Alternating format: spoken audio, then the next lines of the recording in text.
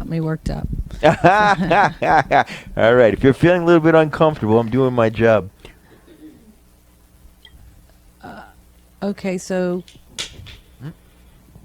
you said the mind identity we lose as we become more aware of ourselves, and that identity of the mind. Is that so? I've been a seeker pretty much all my life, and I understood. Could you explain then, when we let go of the ego mind or identity by the ego, we still have to how do you understand the self? So there's still an ego.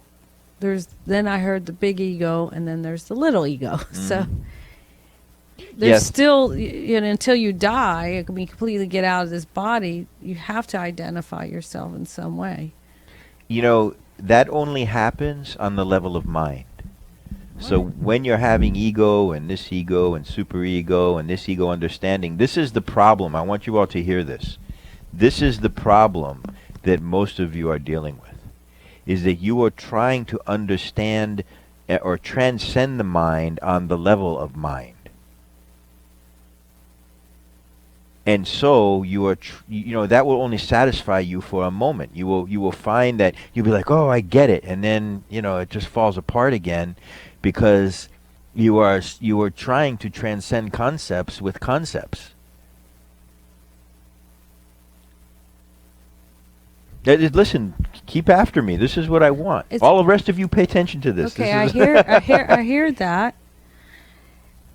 But while I live on this planet, it seems so unavoidable. It's like I'm not trying to live to avoid those concepts, but it's just always in my awareness.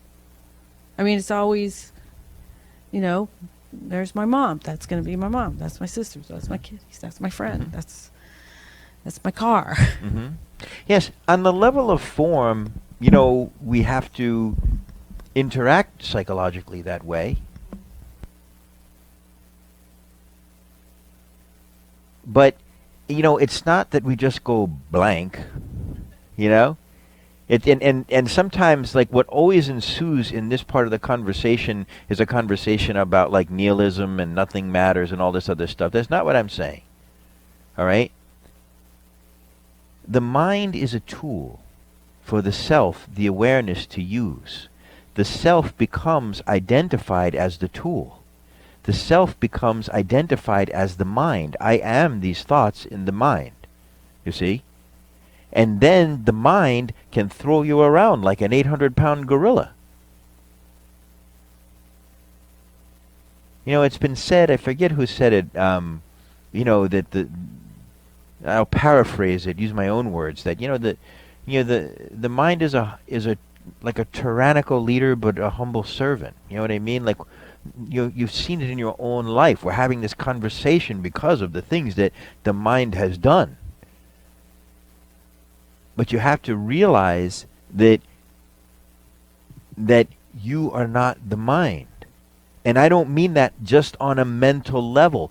Most students have just a mental understanding of what I am pointing you to. And I'm not here to give you knowledge. I'm here to drain you of knowledge. You spend at times on this path, you know what I mean, psychological knowledge, that you can have this insatiable,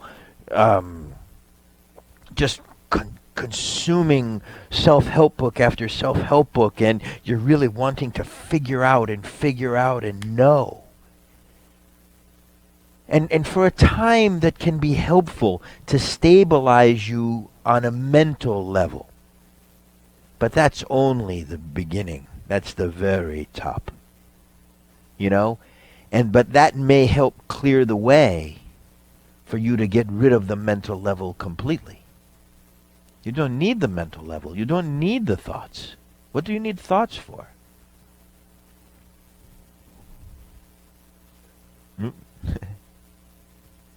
I got a text. But, as a human, I for what I'm listening, I'm hearing is that I want to be the master of my mind. But my mind is the way I get to be a human. to get to do all the things that I came here to do. I didn't come here to be the awareness. I'm always going to be that. I'm in an adventure park as a human being, and my thoughts, if under control, are what allow me to do all these things, to experience good and bad and all that stuff. But if I'm hearing right, it's when the mind is running amok and deciding what we're going to do next, what ride we're going to go on next, then I'm in trouble. Well, when you are identified as mind, okay, when you are believing yourself to be the thoughts in your mind, then whatever arises in the mind affect you, okay?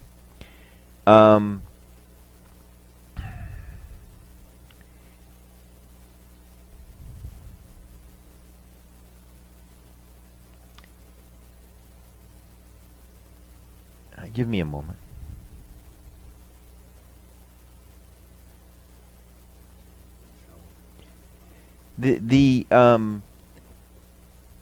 An artist will tell you that when they are creating, they are creating from a place that is beyond mind. Just because the mind is not there doesn't mean that you're blank. You know what I mean? Doesn't mean that you're like lobotomized somehow.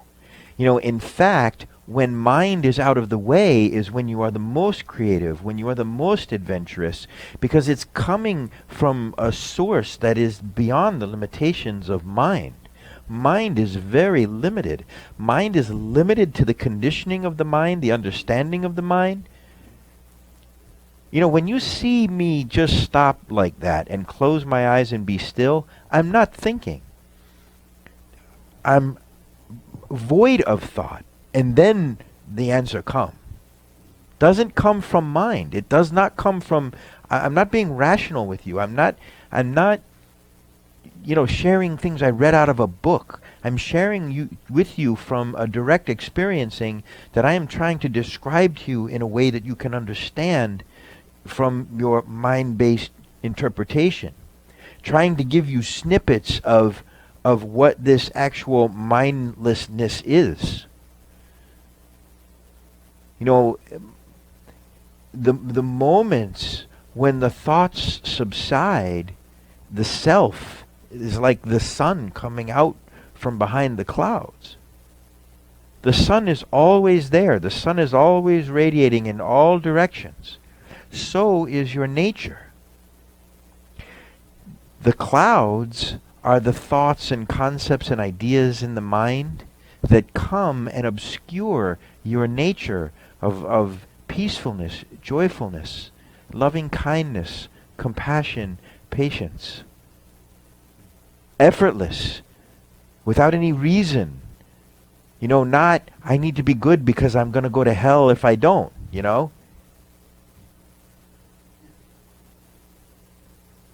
So the question that I'm going to so annoy you with over and over again, when I say I, what am I pointing to? What is aware of the conversation that you just shared? What is aware of the thoughts? What is watching this that is not thinking?